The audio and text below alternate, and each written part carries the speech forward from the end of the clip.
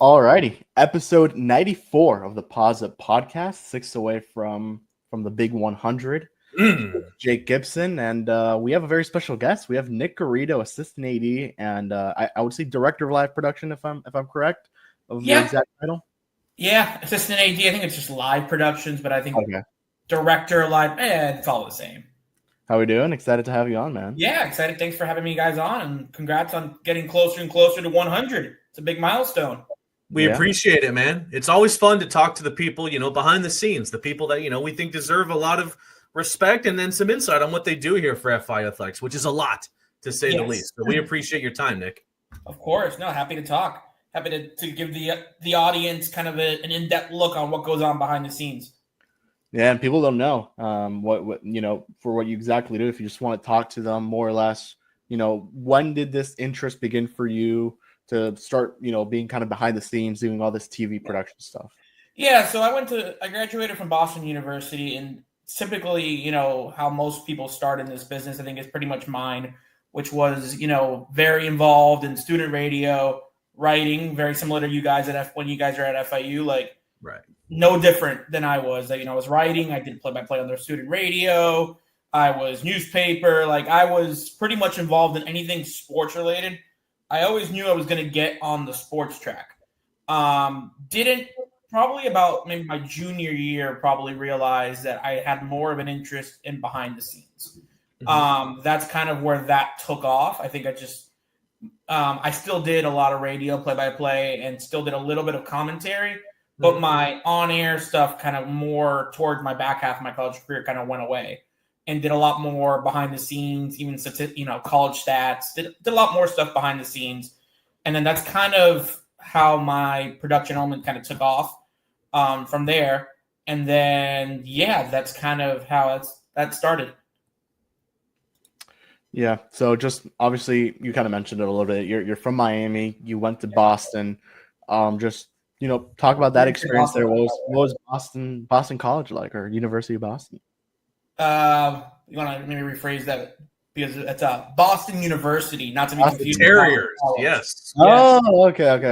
It's a very Boston College and Boston University is probably one of the best rivalries up in the north. So if you tell anyone from BU that they went to Boston College, it's not gonna end well for you. Oh boy. So yes, I went to Boston University. And I'm born and raised here in Miami. Went to Boston, loved Boston. I really wanted to kind of just get away for a little bit for college. I thought it was the best, really the best path for me. And obviously I'm born here. I always kind of wanted to get back home. I stayed in Boston for maybe another one postgraduate year, just doing a lot of freelance stuff out there, all production. And then came back home. And then my first, which is kind of funny, my first production wasn't even a production job. It was really my first job back in Miami after graduation was with the Florida Panthers, which are now Stanley Cup Florida Panthers champions. Hell yeah. Anyway, once your time with the Terriers was done, you made the journey back here to the 305. You joined WSBN as a sports producer, Lexus Sports Extra, 7 on the Sidelines, 2 segments that you were a part of. Just how badly did you want to return to Miami after your time being up there in Boston, Beantown? And I mean, looking back at your time at WSBN, what did you learn the most from your time there? I learned how intense this business can be. I think it's probably the number one thing that this business is not for the lightest here. It's a very intense business. Working in they wouldn't probably call themselves a 24/7 news organization, but it almost feels that way. You're not doing news at 1, 2 in the morning unless, there's a humongous event. But the grind never stops in that business. It's just, holidays, we're still doing news. The Heat play on Christmas Day. It's still a big, big day in sports and big day that you still got to go on Christmas Day and do. Dolphins play on Thanksgiving. Well, there's your things. You know what your Thanksgiving's going to be. Yeah. It's a business that reinforced to me that I love it, and I still do, in terms of just the production side of things. And we'll get into it as we get more into it. The differences between working at Fox compared to FIU, it's night and day different. Yeah. But the production element there, it's different. It taught me a lot in terms of how intense it can be. Taught me how to, you really can't take a day off, and you really just in terms of your mental fortitude, because once you start relaxing in terms of the production, that's where the mistakes come in terms of graphics, in terms of editing. Like, it's very if you're not 100% into it, it's it shows, and you can see it, for the audience too. If you're not 100% into it, it's tough. Yeah, without a doubt. And, those shows at SVN, we mentioned 7 on the Sidelines. Like, that's really those were my first real big shows that I produced, because those were 30, 60-minute shows. And yes, Selected Sports Extra is 30 minutes, but that's all scripted. 7 on the Sidelines, especially a post-game show, those aren't scripted. Yeah. Like, you're reacting to what's going on. Like, I can, at halftime, think of a rundown. But if the Dolphins win in overtime, you can pretty much just throw it in the trash. Like, you're just reacting to what just happened. And you're waiting for post-game interviews. There was the humongous surprise factor, because you didn't know really what you were going to see. And it wasn't even just 7 on the Sidelines. We did a All-Star Game preview show when the All-Star Game was here, because the All-Star Game was on Fox for baseball. Like, right. There was many different specials that I got to be a part of at Fox that were fast. Were a lot of hard work, but they definitely kind of reinforced that I wanted to be in the production side of things, and how much fun it can be, despite the fact that it can be very taxing. I mean, my last year at SVN was the year that the Heat and the Panthers were both in the finals. So though that month was amazing, because I'm a Miami sports fan. Yeah. So as much as I was working, I'd still try to take some time to really soak it in, and like, wow, my teams are both in the finals. Like, this is incredible. But, the grind, remember that 4 overtime game against Carolina for hockey that year. That. Like, I didn't get home till about 4:30 in the morning. Like, that was, we were just waiting until that game ended. Just kind of with our, just waiting. Yeah. So it was it's definitely an adventure. I remember that double overtime game. My dad and I had a plane to catch in the morning, so that we needed to sleep bad, but it just I want to say it ended about 2:30. Yeah, maybe I'm exaggerating. It was late. Maybe it was a little earlier than that, but I can't. But it was, by the time we finished editing the highlights and getting all the post game interviews, I remember. I think I stepped out of there maybe closer to 4. The morning show was already ready to come on. About to start, yeah. I remember that All-Star game, by the way, at Marlins Park. At Marlins Park, yeah. What year was it? 20, not 17. I'm tripping. 2017. 2017, yeah. Were you there, Kev, for that? No, but that was the year after Jose died, so it's pretty easy to. I went to every single thing there. The home run contest was the best part. You had Stanton and Bohr both. That was the donuts, right? Yeah, but Judge won the whole thing. I remember we had a bobblehead of Bohr in the donut at SVN. I thought it was funny.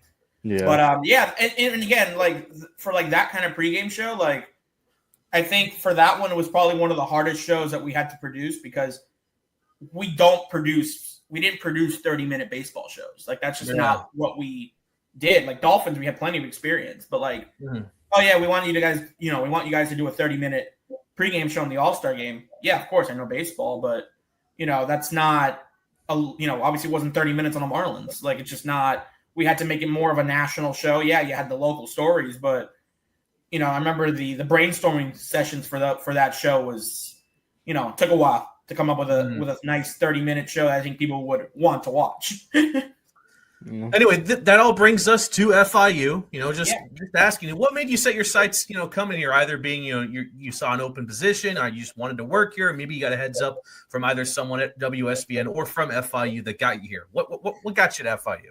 So I had always been working at FIU even before taking this full-time job. I was very involved with I still am. I love statistics. I love keeping track of stats, scoring. Funny enough, hockey was actually the sport that I did the most in the Northeast. But I did basketball, did baseball, softball. Still do that here at FIU. So I've always been around. And the funny thing, like my first couple months here at FIU, a lot of coaches like, you look familiar. I'm like, because I'm always around. My house is not even 10 minutes away from FIU. Yeah, and it's one of those where I was always interested in video production, possibly going, taking over, but I wasn't sure. I think the landscape had changed. And that's kind of what drew me to FIU in terms of the TV contract. CUSA TV was, for those, I imagine a lot of people who are watching probably knows, for years, if it wasn't picked up by a national network, the game was on CUSA TV. Conference USA, I'll stomp on its grave, CUSA TV. That needed to go. It wasn't a platform. Yeah. It wasn't it wasn't because of the schools. It was a platform that you were charging the audience money, and the games weren't produced, I think, at the level that it should have. For people that are paying money, I just didn't think the games were produced very highly. And and then you're only getting these certain people that were interested in that game. You didn't have any neutral. You're not getting a neutral person because no one neutral sports fan is going to pay for Conference USA TV. Right. So the landscape changed, and that was a big thing where Conference USA agreed to a deal with CBS Sports and ESPN. Mm-hmm. And that, I believe, either through 28 or 29 is now the deal where pretty much every game that's on a CUSA campus is ESPN Plus owns the rights, meaning baseball, softball, soccer, anything. There are some loopholes in terms of, like, for example, tennis. Tennis is a sport that's very hard to produce, especially at the school level. But for the most part, anything that is shot on FIU's campus is owned by the conference, and therefore you got to put it on ESPN Plus. Obviously, our numbers are for our broadcast since we moved there are night and day different. It's a different landscape. And we were doing, I want to say men's. Kevin probably knows this. I think we were doing men's basketball on ESPN Plus that final year before this contract kicked in. I think just conference games, like non-con. I think it's USA TV still. Yeah, I remember. Yeah, baseball. Yeah. So definitely all USA TV. I remember that. Yeah, so my interest kind of started changing a bit, and I think FIU, knowing that the TV contract was going to kick in, I think realized that they needed to step up their broadcasting game as well, because we were going from CUSA TV, where, quite frankly, the minimum specifications to do a broadcast was not high. And all of a sudden, ESPN Plus coming in and ESPN saying, no, you better have 4 cameras out of every basketball game.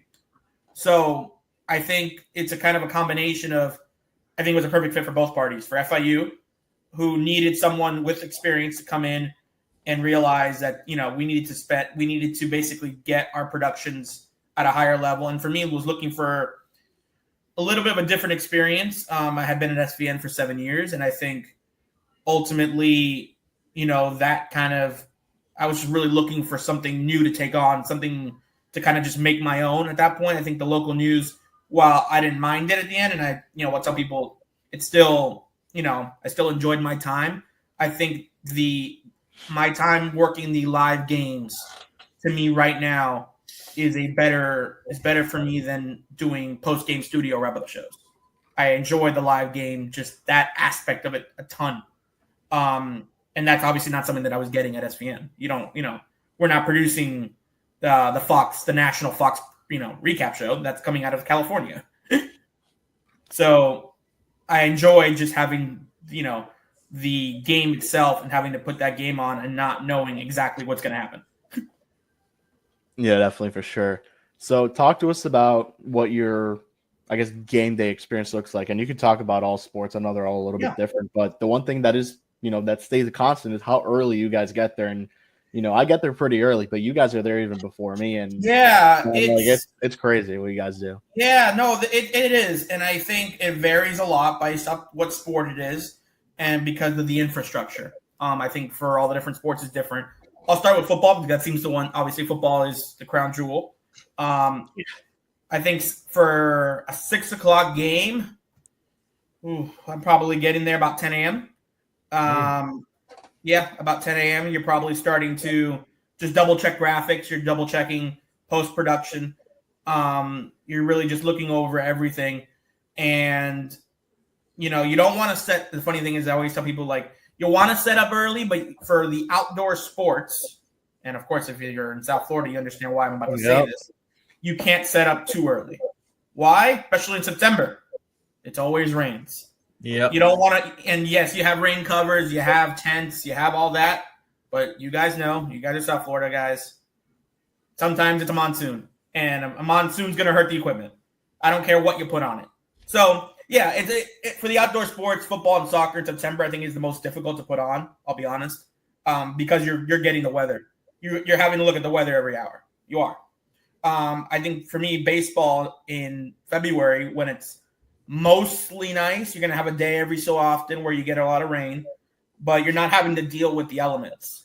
Football and soccer, you're going to have to get there pretty early because you're looking at the weather. I mean, it's just, it is what it is. I think if you have anyone from game and opposite facilities for football, like that's always one of the biggest concerns. But anyways, yeah, I would say for about a 6 o'clock football game, 10 a.m. I usually like to have all my cameras up 2.5 to 3 hours before a football game. It's a little early, but you want to check everything. You want to make sure all your connections are up. And then usually my staff, I usually for football about 2 hours before, you want to make sure everybody's present. Going over, I'm probably less of a meeting kind of guy on game days. I usually like my talent to kind of have the say on what we do a lot of the times, which I think is a little bit different than a lot of people where they're giving the talent, your on-air commentators talent, however you want to call it. You're giving them a lot of, a rundown. You're giving them what you want to do. I like to give them the say on what we're doing, whether it's pregame, halftime, what's in their interest in kind of going forward. And then for the indoor sports, basketball, volleyball, about 2 hours before you want to set your cameras up. So I'm usually about 3.5, 4 hours before a game, I would say for those. So yeah, no, it starts early. Obviously if FIU wins, it's even longer night. It's a night game. There's a lot to turn around, whether it's post-game interviews, highlights, so yeah, the days can get long. I think the baseball series are probably, Friday and Saturday, you're feeling pretty fresh, not going to lie. That Sunday day game after a Saturday, Saturday night to Sunday day game is not the best turnaround for production. Let's put it that way. You're kind of feeling it, but when you wake up Sunday morning, not going to lie, especially if it's a 4-game series, by Sunday, you're feeling it. Yeah. I'm trying to think if there's anything. You've covered content for many sports over the years, including football and basketball here, among plenty others. Which sport is the easiest and the hardest to produce TV broadcasts for?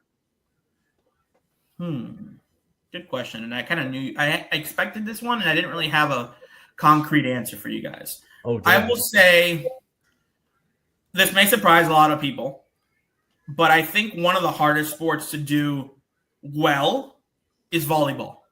And here's the reason why. A lot of our productions are, besides myself, obviously I'm a full-time employee at FIU, is very student driven. We use a lot of student interns. We use a lot of, recent graduates who are interns of mine. And volleyball is not a sport that a lot of people are very familiar with in terms of the terminology.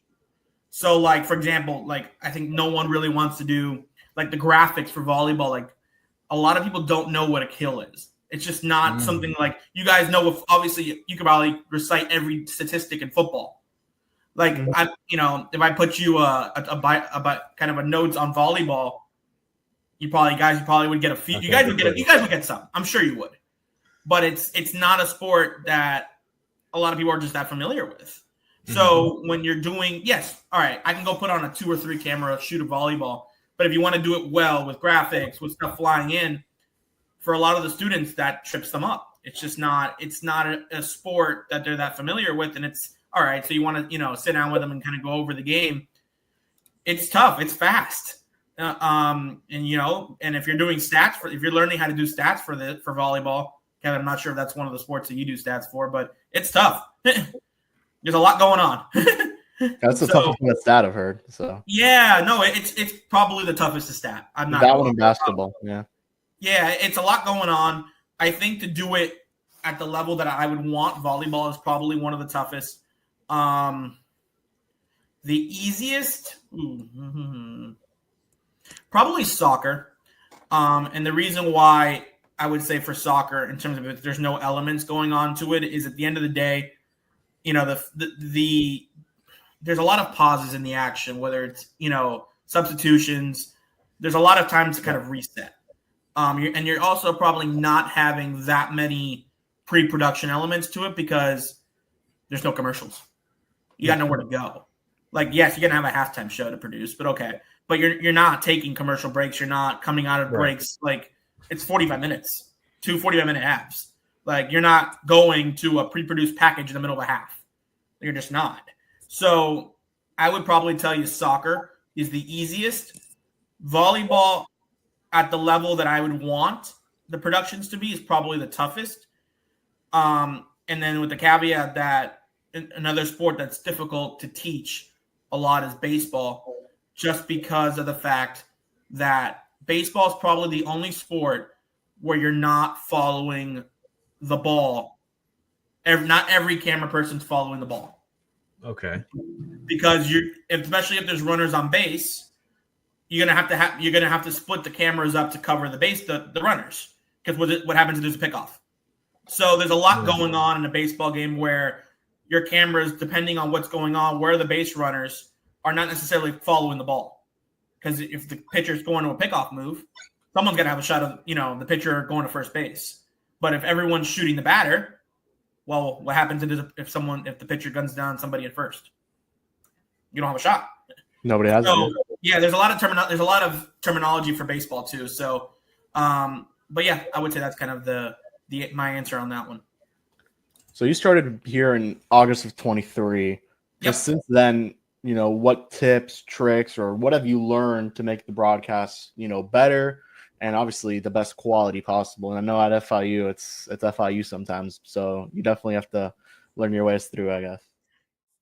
I owe a lot to Dan Frisella, who's now at North Carolina, who was the one who hired me at FIU, and Scott Carr for starting in 23 to overhaul all the production control rooms, the production control room that we have. We got all new cameras, and we were able to basically centralize all the broadcasts now out of our main control room that's currently at Ocean Bank. And that really helped. I think the quality, I think you saw a lot of people commenting on social media that fall semester in 23 that the quality got all better. Yeah, because, we put in a lot of resources to basically overhauling all the cameras. It was more of a priority for FIU to overhaul the broadcasting. And, Scott, had a lot of his plate when he came over. And I think one of the things he realized that, they, regardless of who was going to take over the broadcasting department, is they needed resources. And they just weren't putting that in before him. It's just, they were using the same cameras. Nothing had changed. Yeah, we were going to ESPN Plus, but it was still the same quality production. So we got basically a lot of new equipment from 23, and we didn't get and Scott would be the first to tell you, like, it's not going to happen overnight to overhaul something.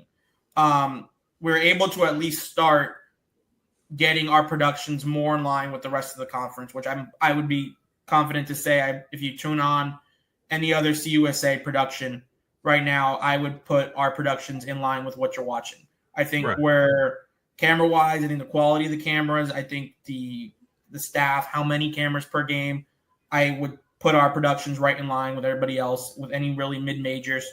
I won't, for what we're putting into it, I think I would definitely take our productions for now. And kind of, it was a big project to take on.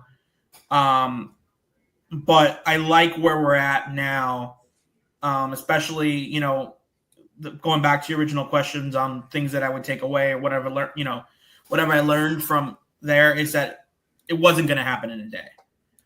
Coming in here and seeing all this equipment changing. Like my first week, literally, it was like a bulldozer had hit the control room. Like I walked in and it was just like they were overhauling everything. So, and they needed to. Like they needed to. So I had to kind of, patience was a virtue, was kind of a key there. Like the productions weren't going to get to where I wanted that first semester. And I had to really tell myself that, like, if there were technical difficulties or something happened, like it's not going to happen. It's just not, and I think where we're at now in the game now, completing my second full year is I think our behind the scenes staff has a lot more confidence in what they're doing as well, in terms of, we're seeing Albert Serrano's catch on SportsCenter top 10, and that's a student, I won't put his name out there, but that's a student who shoots that. Like, he made that play. He made his shot, made it ESPN. Like, I won't take any credit for that. Like, if my camera ops, have come a long way too. Like, they've really put in the time to learning, and, I think they're seeing that come a long way too. Like, I sent him the clip right away when I saw it on ESPN. I'm like, brother, that's your shot. that's your angle. I got nothing to do with it. So, yeah, I really like what we're doing. I think every year I hope that we would continue to put a little bit of money into, new equipment, new cameras, and just keep going in terms of, because I don't think the college landscape is changing anytime soon, in terms of everyone's going to have to provide for their own productions, each school. And I would imagine, I guess we should have mentioned that for the people who are not aware, like ESPN Plus, like all those productions that you see, if you see, I'm going to say, I'm trying to think of a game, Stetson versus North Florida, like whoever's the home school is producing that game. Like, that's not going to go away. I think ESPN Plus is going to stay, the hub for a majority of the conferences, and whoever's not on ESPN Plus will probably be on Flow Sports. I think those are they pretty much own a monopoly. What's the case with the American? I know the American has something different. They're still on ESPN Plus. Do they just have someone do their broadcast, not the school itself? So good question. For the American, it depends on the sport. So men's soccer, we are American. Obviously, you guys know that. Yeah. Sure. So for soccer, the schools are responsible for their regular season productions across the board for All American, and then they take over in the postseason. So including the I don't want to say playing games. I think it's first round. I think they call it first round. Yeah. So they take over from the first round on for soccer. So regular season, we're in charge. Now, a lot of schools will sublease productions to a company, depending on what the cost is. I think if you look at, for example, like baseball right now for the American, if it's on ESPN Plus, FAU is, I believe, using a production company for that game. But if it's on FAU Sports TV, they're producing it in-house. Yeah. So it varies. Football, American provides a company to go and shoot all football games. I think that's the case for basketball too. But the rest of the sports, it's up to the schools. Some schools will sublet companies to do it. Some won't. But the one thing that's consistent for, at least for soccer for the American, is once you get to postseason, they take care of it. Gotcha. So if we're hosting a semifinal game for men's soccer, it'll be an American conference, production. It won't be an FIU in-house, which is always funny because we make the NCAA tournament, then it goes back to us. So we won't do the American. We won't do the tournament. So like 2 years ago, 3 years ago, when we won it all on our campus, we didn't do it. And then all of a sudden, I think we played UNH that year in the playoffs. Mm-hmm. The NCAA tournament. Yeah. Went back to us. So.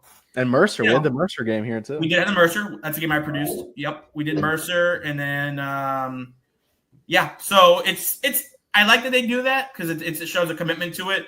Selfishly, obviously, I would want I want to produce the biggest games. So I get why they would want to. I think I think last year, I'm glad they were going to do it because I think if we were going to host, we're going to have this was going to be chaos with the women's soccer tournament that we were also hosting. So luckily, I think for a lot of people, we did not host that game against FAU. And one thing I wanted to bring up, because you're talking about the women's soccer tournament, is you guys, I think for the first time ever, we're producing two games at the same time with soccer, and then you have the basketball game going on, or soccer and the volleyball game going on, and even baseball and softball now in the spring semester. Yeah, so you guys are dual producing those. This is, and again, I don't for anyone that's definitely this is the first time we've done 2 ESPN Plus simultaneous productions. I don't know, I'm not the historian here. I don't know if FIU's ever done 2 simultaneous productions. No, definitely 2014. Not. I don't know. I can tell you ESPN Plus wise, because it's relatively new. I'm confident to say that this year was the first year that we've done that. We were not in a position to do that my first year here. We were, in terms of bodies, in terms of equipment, what we had, that wasn't going to be something I was going to tackle my first year. That was a high thing on my goal for my second year, and luckily we were able to do that.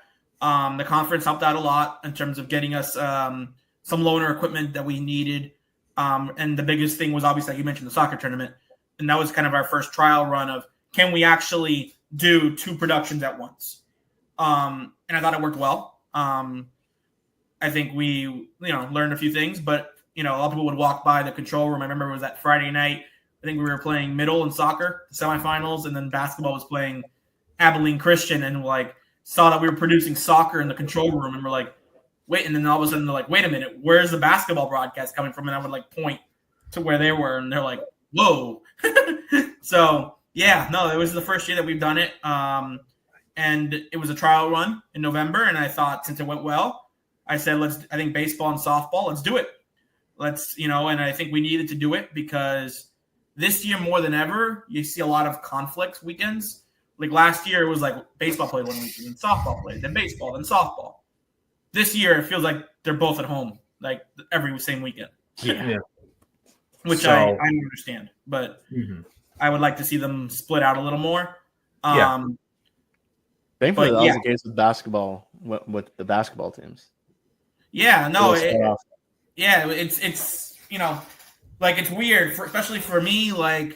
We did both last weekend, where softball played La Tech and the baseball played New Mexico, and then it's like, all right, you got this week off, but the next week it's back to both.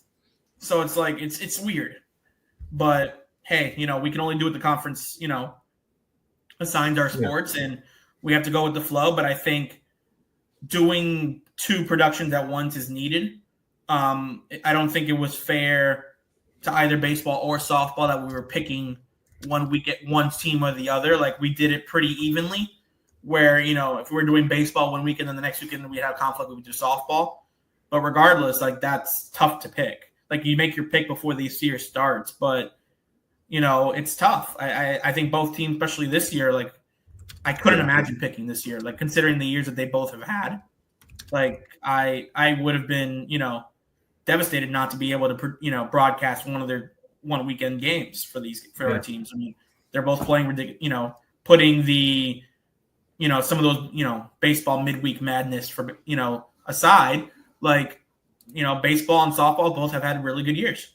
Mm-hmm. And I'm glad that we're able to show their stories. I think I mentioned the Serrano catch, that opening week. If we don't produce 2 games at once, we probably don't get that game on television.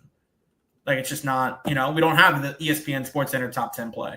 So it's definitely a big goal of mine to get that on for this year. And, I think that'll stay based off the equipment that we have now. I think that'll be the standard going forward. I think the novelty is, we're doing it for the first time now. I think that's going to be the expectation going forward, is we'll be able to successfully do 2 broadcasts at once.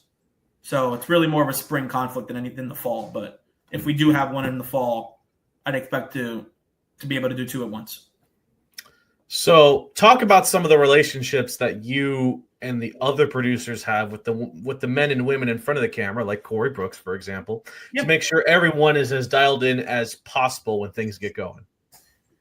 I don't have to do anything with Corey Brooks, I can tell you that much, because Corey Brooks is as locked in as anyone is on FIU Sports. Facts.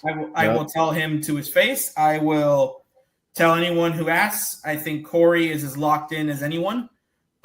Corey I call him an FIU encyclopedia. Once in a while, I'll send him some notes, but for the most part, Corey is as prepped as I've ever seen anyone, and I've been in this business now. Well, damn, graduated college 10 years ago.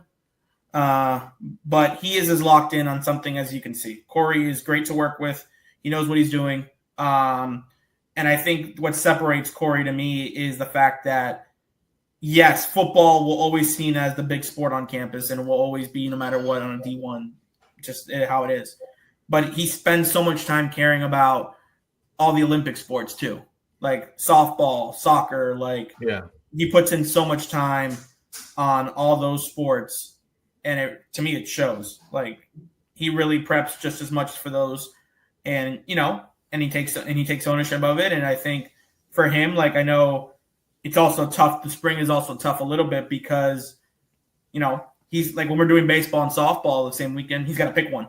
He can't do both at the same time. If he could, then I don't know, maybe sign on for the circus, or because if he could do both at the same time, that would be great. But yeah, no, Corey's our primary, and probably everyone know Corey's pretty much does a lot of our productions.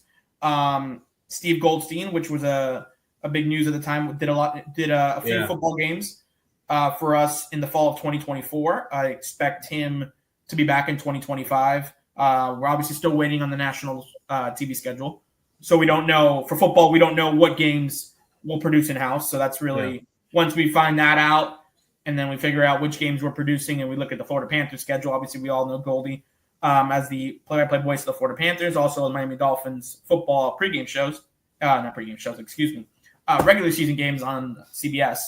But I expect Goldie will do a couple games as well. And then a couple other people that I think people are getting a little bit familiar with.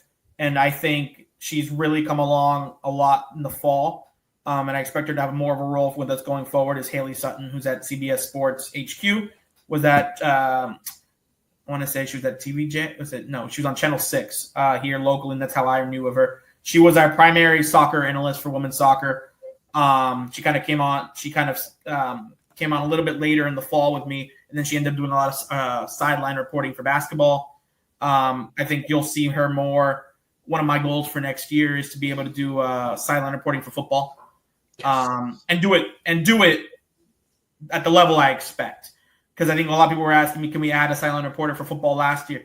Probably could have, but I didn't want to put them in a position where they were going in and out. They were, not confident that the technology was going to work.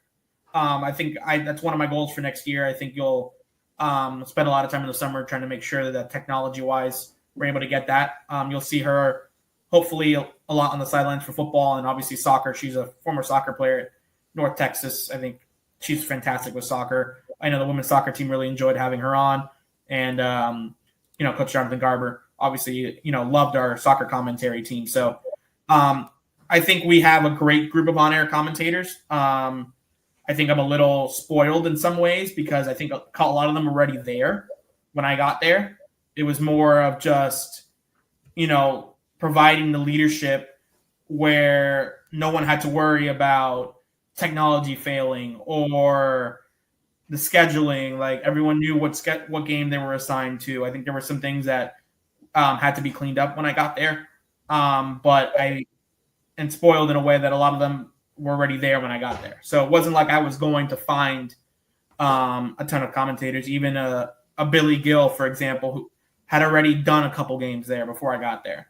Now, I think Billy's role has expanded, and I think a lot of people are happy about that. Yeah. Billy has now come on a lot in baseball, and I think that's something that people have enjoyed because in a sport like baseball, long game, he kind of provides some comedy relief, I would say, during those baseball broadcasts. But Billy is obviously a proud FIU alum, and one of the things that I really wanted to do, and if you've noticed, a lot of the commentators that I've added since I've come on are FIU alums. And because there's so many FIU alums that are in the media business. And a lot of them reached out to me and have wanted to come on. Like, there's no shortage. I mean, you look at, even for example, like if you look at a softball game, George Richards, who covers the Florida Panthers, Florida Hockey Now, a lot of people don't know this, FIU alum. Like Manny Navarro, who covers that team over in the 305, mostly, but although he does college football for the Athletic, FIU alum. Like, I think it's been very important to kind of reach out to a lot of FIU alums to kind of bring them back in and provide them like, hey, like, we're putting more of an emphasis into athletics, into bringing the FIU alums back in. And I think they've enjoyed it. I think the feedback that I've gotten has been great. And, seeing, once we're cleaning up afterwards and seeing, a lot of times at baseball and softball specifically now, you see a lot of the parents waiting for their kids outside, the gates and, seeing them come up to me and say how much they enjoy, just listening to the commentators, especially baseball and softball. That's the season we're going on right now. That's what I'm in for. Like, that's what I want to do. Like, I want to make sure that, the friends and families of our student athletes are enjoying what we're putting out there. And, I think a lot of our broadcasts compared to what I'm listening to, I think there's more downtime in terms of comedic relief. I think we're not necessarily going 120% X's and O's. But I don't mind that, and I endorse it. I think that's enjoyable for the audience at home to be able to get the experience of the game, but also have a good time. And the ESPN, the entertainment, the E, I think is crucial. Mm-hmm. Yeah. So just you kind of mentioned it with the sideline for football, but what else do you want to explore, in this world here at FIU?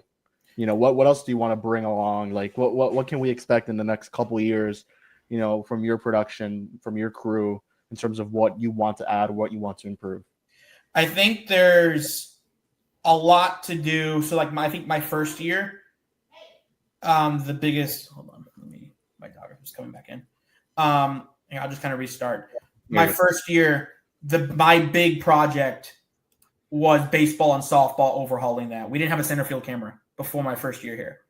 Like that took a lot of my time to be able to get baseball and softball right. I think my big project for this year was to be able to get 2 simultaneous productions at the same time, which we've been able to do. I think there's some untapped potential with our soccer broadcasts that I think I would love to explore. We didn't use them this year, which was unfortunate, but I believe we are trying to get some goal cams put in for soccer for replay purposes, and we can be able to use those in the broadcast. So I think there's a little bit of untapped potential there with soccer that I kind of want to explore, being able to put in maybe some goal cams, putting in, I think we're at the point now, my third year, where it's more smaller things than it is overhauling, a baseball broadcast, for example. So definitely goal cams for soccer is a big thing. Volleyball, for example, my biggest thing there is being able to access net cameras would be a big thing for when we go to replay. I think so. You're talking more little things at this point, which I'm glad. That means I think we're in a decent spot. Someone mentioned maybe put some mics in the hoops for basketball. So we're talking more little things than I think. For football, I think, like I said, sideline reporting is one thing that I'm definitely wanting to explore. Wireless technology to be able to do post-game interviews on the field, where you see on, what's it, FanDuel now? I want to make sure my terminology is correct. Where you put a player puts a headset on after the game for an interview, and just was able to do a talkback with the announcers. That's something that I would love to do. Make our lives easier. Yeah, we'll sometimes bring a reporter out and to the field to do an interview, but to have them put on a headset, I think would be the easiest thing. You see that a lot now, especially on the local media side of things. So, those are, I would say, some of the bigger things. I don't think we're going back to foundations here into year 3. I think a lot of it is just kind of nitpicking, finding little elements in each sport that we can address and see if we can improve, which makes me happy because I think that means I feel like we're doing a pretty good job already after 2 years of kind of improving things. So yeah, I think it's just little things for each sport. And then, and I think for football specifically, being able to add some elements there. I would love to be able to put some cameras on the field as well. Obviously, there's some logistical challenges to that. There's not a lot of room on those sidelines to begin with. So yeah, we're looking at kind of cool little stuff that we can add at this point, but always looking for adding. I think, we're April, May right now. So like we're turning the page to 2025. Yeah, there's a couple softball, baseball series left. We've done so many games at this point that it's almost kind of like muscle memory at this point. So a lot of my focus is already shifting over to the following year. So, you've been super insightful so far in this episode, Nick, and now I want to ask you if you had any advice you would give to someone who wants to pursue a TV production career the same way you have. What would you tell them? I would tell them it's a very fun experience, but be prepared to work ridiculously hard and be prepared to take your first job and not be the salary that you want. And I think you see that across the board. I think with any job, hey, your entry-level job is never going to be what you want. But you really have to put in the work for it. And I kind of want to change a little bit in terms of, because I think a lot of people that I see now are more wanting to be on air than off air, which is perfectly fine. But I think I've had success helping on-air people get where they want to go by having them work under me for a year and really learn how to produce for themselves, learn how to shoot, and learn how to edit. And then, spending a year on the production side of things and then going and starting, in Sioux Falls, in Colorado, in small markets, and then starting their on-air career too. So I would say for both, whether you're looking in the production side of things or you're looking on the on-air side, is really just knowing where you're going to get into. It's probably, you're going to have the tough conversation with your parents that, hey, I'm going to make $25,000 my first job, whatever it is now these days. I may have to go move somewhere, especially if you're on the on-air side. But you're going to have those tough conversations, because I think everyone will tell you that, making under $50,000 is not, especially in Miami, is not ideal. It's not livable. But TV is a tough business to crack into, and you're gonna have to take a job that you're probably less than thrilled with, but you got to work hard. You have to work hard, and that's unchanged. You're gonna have to make connections. You're gonna have to work hard, and you can make it in this business, but you really gotta. You really need to form as many connections as you can early on. And, I have a lot of people, especially at FIU, now credit, this is only my third year here, who reach out to me after they graduated and say, hey, I'm working in post-production. I'm working in TV production, but I never did anything at FIU. And I'm thinking to myself, like, that's the one thing that I want to stop at FIU. Like, I want to make sure, like, students at FIU know that there's a great programs at FIU that can help you get on the right foot.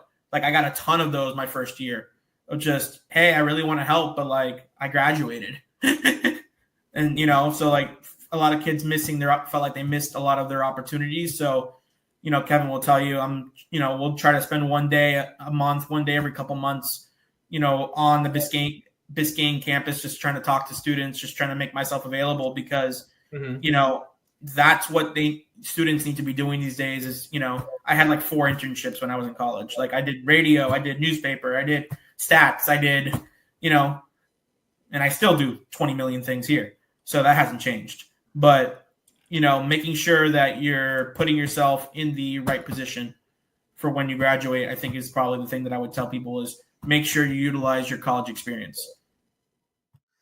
All right, Nick, you've been super awesome so far. Let's start to close up shop here with some fun rapid-fire questions. Starting off, who is the funniest member of that production team at FIU?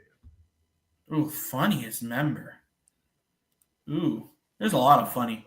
Can I say myself?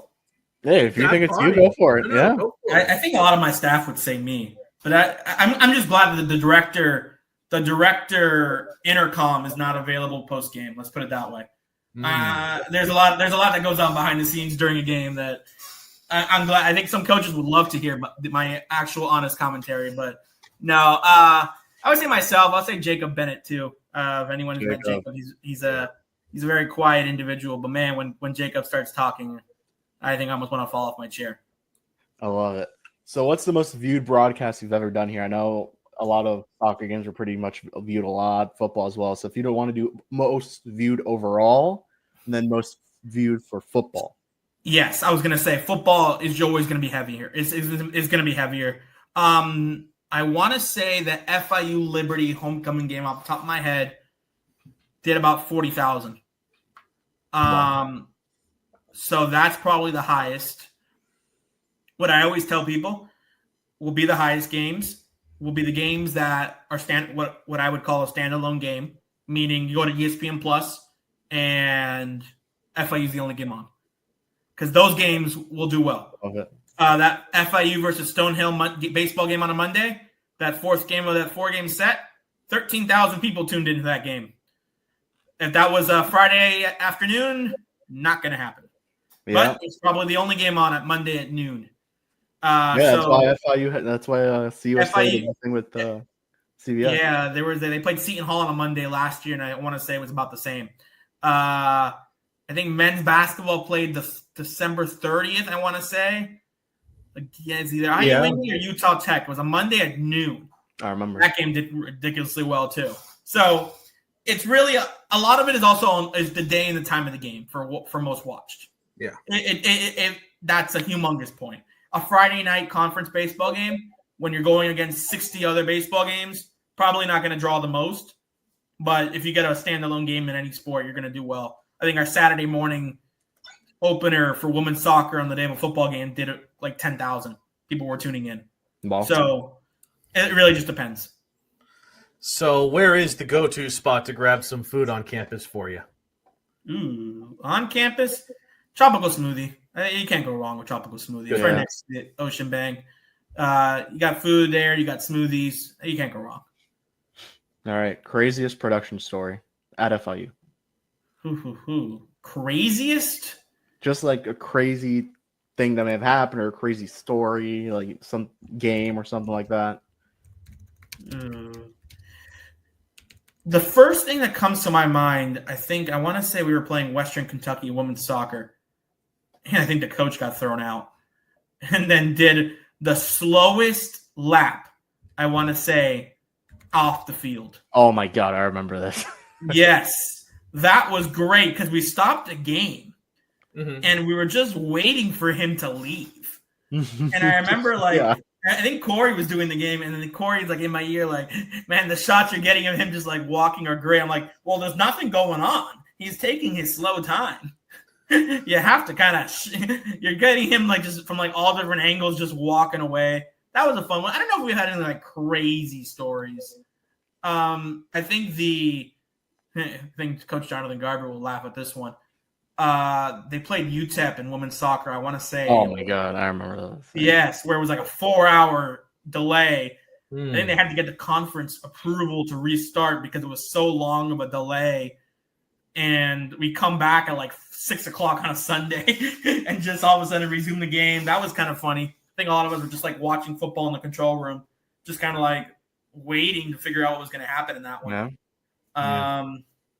Yeah, those are kind of my mind. I don't think there's anything that I would tell you like stands out like, oh my God, that's number one. But those are some funny ones. Those are some funny ones. You'll have some moments, during games of whether Corey and Billy are going off on tangents. That's usually kind of. But yeah, I wouldn't say anything like too crazy. Okay, so if you had to pick one member of the production team, or maybe just an FIU employee in general, that you think we should get on the show next, who should it be, Nick? I think you guys have pretty much gotten everyone. I don't. I can run through guys, but I think you guys are probably not. I know you've done Hunter. Yeah. Done all. You guys have done Corey. I think Corey mentioned you guys did Billy Gill. Yep. Yeah, we've done Billy twice. Yeah. You've done Billy. I don't know. I think you guys. I think I'm one of the last ones. Lucas. Gotta get Lucas. Oh, we gotta get Lucas. But I think you're pretty much gotten everyone. I don't know if that's a fair question. Do we count That's Steve? fair. Do we count Steve Goldstein as an employee to a certain extent? I mean, he's on the FIU book. Yeah. So no, we gotta I make think, that happen. I think we can get you Gold. I think Goldie would be happy to come on for an appearance. We'll get maybe closer to football season. Let's do it. Yeah, Well, when the but, Panthers season is yeah, over. Goldie's He's a workaholic. Yeah. he is, and I can tell you for a fact, and I can have my phone as proof. He's already trying to figure out the FIU depth chart for the fall. Like it may not seem that way because he's doing Panthers and he's very busy and focused on the Florida Panthers right now. Yeah. Don't get me wrong. During spring practice, he is checking in and already trying to figure out what the depth chart looks like, who we're getting in the portal. He is locked in to FIU, and I think a lot of FIU fans, alums, I think enjoyed having him around the games, and a lot of people came up to him when he was walking around. And we've done it. Yeah. Yeah, I thought that was a nice touch, and Goldie was more than happy to talk to people there, and I think that was it was a pleasant little surprise all of a sudden when you saw that intro video and it's Goldie's voice underneath it. I thought that was I thought that was fun, and he says he wants to do more games. I think it just depends on his schedule. So and hey, getting Kim Bokamper too, and then was pretty cool. Yeah, Bo loved it. And he's busy. A lot of people ask me, is Bo gonna be back? He does a lot of stuff for the Dolphins. So again, it's we'll wait to see what the schedules come out for Dolphins, for Panthers, for the national schedule for FIU before we kind of put something out on exactly who'll be back. But everyone's interested in coming back. Billy's big on FIU football radio to expect him to want to come back. And I think from what I've gathered from people that I've talked to, a lot of people enjoyed having Jackson McDonald, former FIU football player. Awesome. He's sick. Yeah, he called me the other day. I think he's looking forward to coming back. So, look, I'm spoiled with what we have. I think we have a great group of commentators, and there's not a lot of things that I need to keep track of them. They're into it. They're asking the right questions. They're interviewing coaches on the side. I can't, I think the world of what we have, and looking forward to what's coming. All this to say, we got to get Lucas and we got to get Steve Goldie Goldstein. I got to make it happen. So yeah, he's still got to work on. He hasn't done, and the first thing I asked him when he signed on was if FIU wins an overtime game, if he's going to do if he's going to do his signature call. He didn't give me a yes or no. We didn't have that happen. I want to say it's a no. He's going to have to come up with something. So, I hope it happens. He didn't give me a definite yes or no, and we didn't have it happen.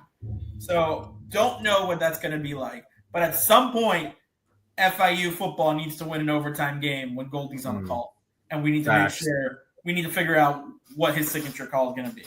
Let's hope it's the Shula Bowl. What's that? Let's hope it's the Shula Bowl. Oh yeah, that would be cinema. That'd be awesome. That would be awesome. I'm curious. I'm not even sure he's made up his mind what he's going to do. But because I mess with him on that and he laughs. So we'll have to wait and see. Hopefully we get a moment where we can have a signature Goldie call as FIU walks off somebody. Hopefully it's FIU because Alrighty, Nick. If you've been such an awesome guest this episode. There's been some amazing insight that everyone needs to check out. If you have anything you'd like to say to the fans, to FIU, to anybody in general, the floor is now yours. Appreciate you guys for having me on. And if you guys, anyone listening, whether it's a student, any fans of the show, just interested in production, you can find my email on the staff directory at FIUsports.com and just hit me up. I'm more than happy to talk to you guys and get you guys involved, and Paws up. All righty. Yeah, that's a great way to end it, Nick. So for Kevin, myself, Nick, thank you so much for spending some time with us. Like I said, it's cool to get some behind-the-scenes coverage on the Paws Up podcast, and you certainly hit the spot today. Thank you so much, Nick. Sounds good. Thank you, guys. And all righty. Until next time, Paws Up!